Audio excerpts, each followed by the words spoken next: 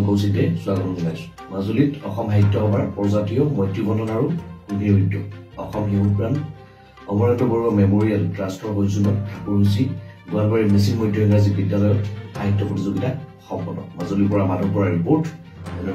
আজি অসম সাহিত্য সভাৰ প্ৰজাতীয় মৈত্ৰীবন্ধন আৰু কুঁহি উপসমিতিৰ উদ্যোগত মাজুলী আমি যি উজনি মাজুলীৰ বিস্তৃত অঞ্চলত প্ৰায় 7খন বিদ্যালয় প্ৰাথমিক পৰ্যায়ৰ পৰা আৰম্ভ কৰি উচ্চ মাধ্যমিক পৰ্যায়লৈকে আমি সাঙুৰি লৈছিলোঁ আৰু আমাৰ লক্ষ্য আৰু উদ্দেশ্য আছিল শিশুসকলৰ মানসিক বৌদ্ধিক সাহিত্যৰ দিশত বিকাশ হোৱাৰ বাবে আৰু সেই বিকাশৰ লক্ষ্যত আমি নিশ্চয় কম বেছি পৰিমাণে উপনীত হ'ব পাৰিছোঁ।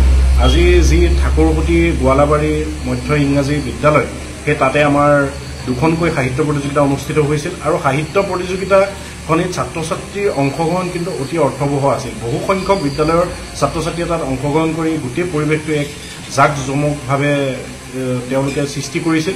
তেওঁলোকৰ যি পাৰদৰ্শিতা আমাৰ দেখিবলৈ স্পষ্ট হৈছিল। প্ৰজাতীয় মৈত্ৰীবন্ধনৰ আহ্বায়ক মনোজ্যোতি ৰেগণ্ডাৰণীয়াৰ সুদক্ষ পৰিচালনাত আৰু আমাৰ কেইবাজনো বিদ্যালয়ৰ সহকাৰী শিক্ষক তথা প্ৰধান শিক্ষকসকলৰ সহযোগত আজি অনুষ্ঠানটি সুকলমে হ'ল গ্ৰাম্য অঞ্চলৰ ছাত্ৰ ছাত্ৰীসকলক প্ৰতিভা বিকাশৰ এটা মঞ্চ দিয়া।